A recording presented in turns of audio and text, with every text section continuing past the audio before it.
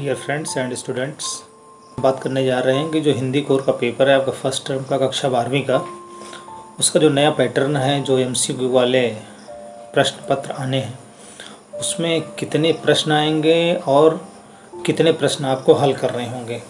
जैसा कि सीबीएसई ने डिसाइड कर दिया है कि 24 नवंबर के बाद से ये एग्ज़ामिनेशन प्रारंभ होगा और उसमें किसी भी दिन आपकी हिंदी कोर का विषय भी उस दिन परीक्षा में शामिल होगा और ये 18 तारीख को डेट शीट संभावित है। तो इसके पहले हमें ये आपको जान लेना ज़रूरी है। देखिए कि हिंदी को हम जनरली बिल्कुल सरल विषय के रूप में लेते हैं, लेकिन अगर इतना सरल विषय होता सभी बच्चों के 100 में 100 अंक आते हैं। हाँ, ये बात और है कि जितना आप अन्य जो कठिन विषय हैं उसमें आप जितना समय देते हैं, अगर उससे बहुत कम समय दें आप इसमें और थोड़ा सा समझ लें पाठ की जो विषय वस्तु है, तो निश्चित रूप से आपका जो लक्ष्य है, आपका जो उद्देश्य है हिंदी में अंक प्राप्त करने का, वो प्राप्त कर सकते हैं। तो आप देखिए यहाँ पर हमने जो लिखा है, विषय हमारा हिंदी कोर है, ठीक है, और इसके बाद जो कोड है वो इसका 302 है, ठीक है, और टर्म 1 का है ये पूरी तरह से। और एक चीज़ और ध्यान रखना है आपको कि ये जो परीक्षा है आपकी सीबीएसई के थ्रू होनी है, वो नवंबर माह में संभावित है, ठीक है, और पूरी तरह से ये जो है OMR बेस्ड होगी, यानी आपको OMR शीट मिलेगी जिसमें आपको अपने रोल नंबर वगैरह डिटेल्स भरनी है। साथ ही साथ जो क्वेश्चन है उसमें जो करेक्ट आंसर होगा उसको आपको गोला करना है, डार्क करना है ब्लैक पेन से, ठीक है। और साथ ही साथ एक चीज़ और ध्यान रखनी है कि पूरी तरह से MCQ होगा, यानी आपको 4 ऑप्शंस दिए रहेंगे। सीबीएसई ने तो ये भी कहा है कि 4 आर मोर देन 4, लेकिन 4 ऑप्शंस ही रहेंगे और उसमें से ABCD रहे या 1 2 3 4 रहे, जो आपका करेक्ट ऑप्शन होगा वो जो है आपको उसमें लिखना होगा, डार्क करना होगा, ठीक है। इसका जो टोटल समय है वो है 90 मिनट का रहेगा और पूर्णांक जो है 40 का है। तो चलिए हम बात करते हैं बिना समय गंवाए हुए कि इसमें जो है मैंने देखिए कॉलम बनाने की कोशिश की कि प्रश्न के प्रकार जो हैं वो कैसे रहेंगे और किस तरह से प्रश्न आएंगे, कुल कितने प्रश्न दिए रहेंगे और कुल कितने प्रश्न आपको इसमें हल करने हैं, ठीक है। तो इसमें आप देखिए यहाँ पर कि जो सबसे पहला प्रश्न होगा आपका वो होगा क्या, अपठित गद्यांश। और अपठित गद्यांश में जो है 2 दिए रहेंगे आपको, 2 गद्यांश रहेंगे, ठीक है, 2 गद्यांश दिए रहेंगे और अथवा करके रहेगा, लेकिन करना होगा आपको सिर्फ एक ही, ठीक। और जैसा कि जो क्वेश्चन पेपर होगा उसमें जो जैसे अपठित गद्यांश है उसमें पहला ऑप्शन है तो 1 से लेकर के 10 तक ये क्वेश्चन हो जाएगा। फिर उसके बाद जो अथवा करके दिया है उसमें से ऐसा नहीं है कि फिर उसमें 1 2 3 10 होगा, उसमें एक लास्ट में मैं आपको इसका पैटर्न भी दिखा दूंगा इसमें कि किस तरह से उसमें नंबर दिए हुए हैं। और जो अथवा होगा उसमें 11वें शुरू होगा, ठीक है, यानी कि क्योंकि 10 नंबर का है ये आप देख रहे हैं 10 नंबर का है, तो 10 नंबर का ये प्रश्न है। तो पहला जो है वो है 1 से 10 तक और उसके बाद उसके अथवा का ही जो है वो भी है 11 से 20 तक, लेकिन इन यानी 1 से 20 तक के जो प्रश्न हैं उस 1 से 20 तक के प्रश्न में से आपको करना है सिर्फ 10 प्रश्न ही। फिर इसके बाद जो दूसरा ऑप्शन है वो दूसरा प्रश्न है आपका वो है अपठित पद्यांश। इसमें भी 2 दिए रहेंगे, 2 पद्यांश रहेंगे, लेकिन आपको एक ही पद्यांश करना होगा इसमें। और कुल जो प्रश्न होंगे इसमें 10 होंगे, ठीक है ना, लेकिन करना कितने हैं आपको 5, यानी 2 पद्यांश रहेंगे तो एक पद्यांश के 5 प्रश्न, दूसरे पद्यांश के 5 प्रश्न, लेकिन दोनों में से एक ही पद्यांश करना है। ऐसा नहीं करना है कि आपने 2 प्रश्न एक पद्यांश से कर लिया, 2 प्रश्न एक पद्यांश से, ऐसा नहीं है।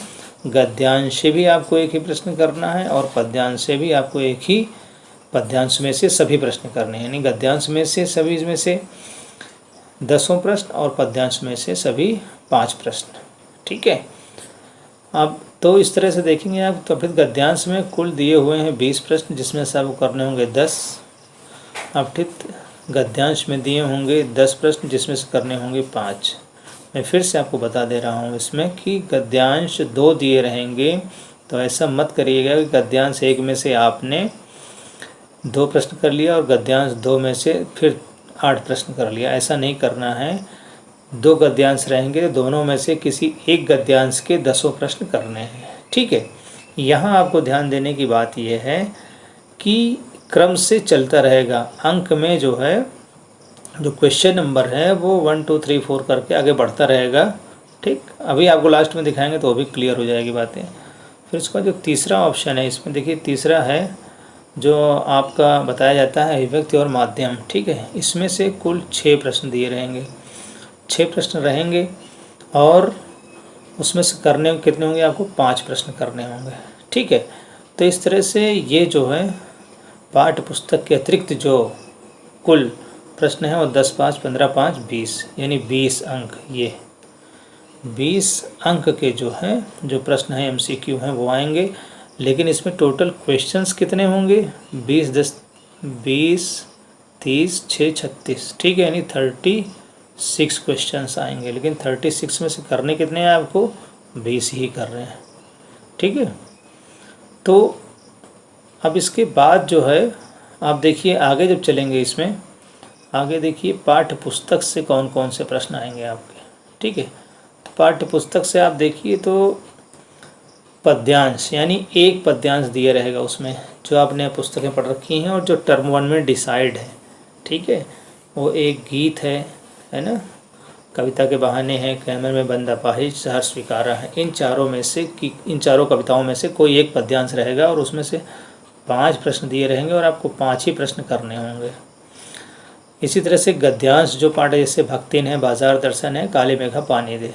ठीक, इसमें से एक गद्यांश दिया रहेगा और उसी गद्यांश पर आधारित 5 प्रश्न रहेंगे और उसके 5 प्रश्न करने होंगे।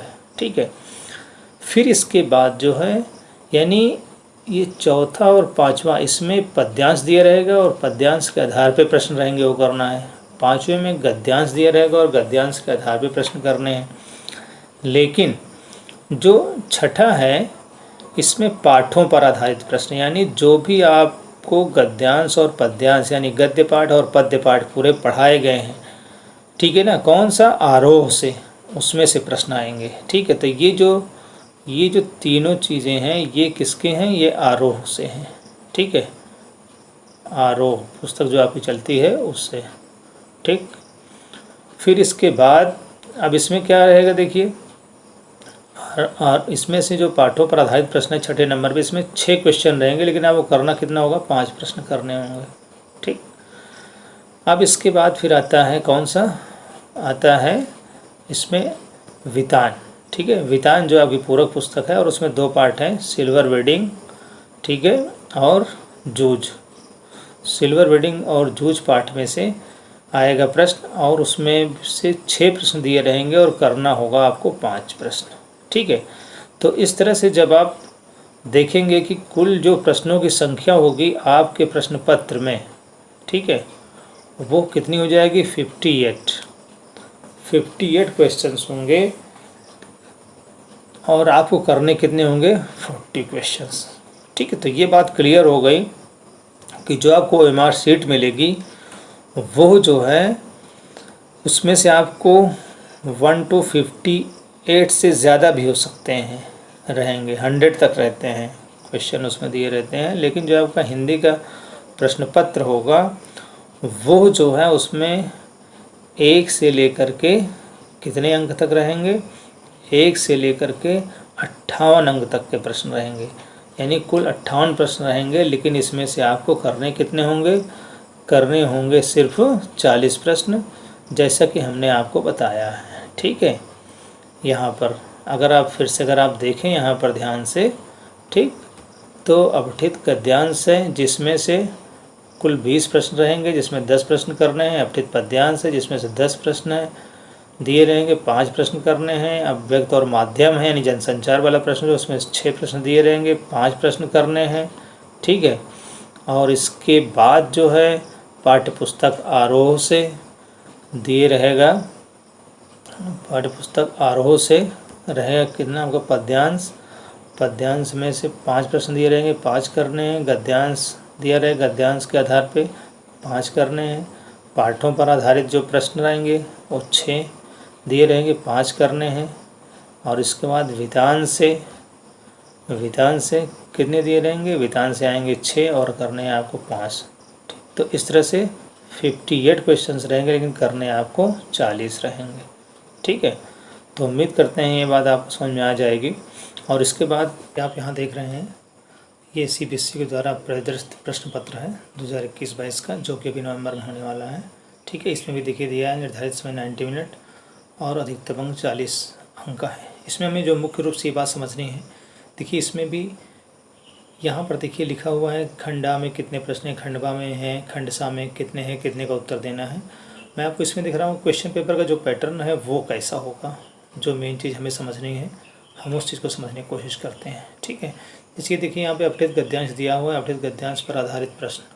ठीक, अपठित गद्यांश पर आधारित प्रश्न है तो ये 10 अंक का है ना ये प्रश्न। अब इधर देखिए प्रश्न में यहाँ पे आप देख रहे होंगे कि यहाँ पे किसी भी तरह का नंबर नहीं पड़ा है। ठीक, यहाँ पे कोई नंबर नहीं पड़ा है, तो इसका मतलब क्या है, नंबर कहाँ पड़ा हुआ है ये आपको समझना है। ठीक है, चलिए मैं अभी आपको बताता हूँ इसमें नंबर कहाँ पर है। इसमें आप देखिए यहाँ आ जाइए, ये पहला प्रश्न ही है एक तरह से, है ना। अब देखिए जो प्रश्न की शुरुआत है वो कहाँ से हो रही है, प्रश्न की शुरुआत यहाँ से हो रही है 1 से। ठीक, यानी पहला गद्यांश जो है उसके 10 प्रश्न दिए हुए हैं क्रम से इसमें। ठीक है, 1 2 3 4 5 6 7 8 9 10, यानी अगर आप पहला गद्यांश करते हैं तो 10 प्रश्न ही हो जाएगा। उसके बाद जो अथवा का मतलब होता है या तो ऊपर वाला करिए या नीचे वाला, ये जो दूसरा है। ठीक है, इसमें भी आप देखिए यहाँ 10 दिया हुआ है, लेकिन अब यहाँ जो शुरुआत हुई है यहाँ आप देख रहे हैं कि ये 11वें शुरुआत हुई है, यानी या तो आप पहले से 10 करिए OMR में, और या तो फिर क्या करेंगे 11 से लेकर के कहाँ तक 20 तक है ये। ठीक है, ये 11 से 20 तक है। ठीक, तो अब समझ में आ गया होगा आपको कि यानी 2 गद्यांश दिए हैं, तो पहला जो गद्यांश है उसमें 1 से 10 तक है, और जो दूसरा गद्यांश है वो 11 से 20 तक है। लेकिन या तो आप 1 से 10 तक करिए या तो 11 से 20 तक करिए। ठीक है, इसी तरह से देखिए पद्यांश दिया हुआ है, पद्यांश में भी देखिए एक पद्यांश ये है और दूसरा पद्यांश ये है।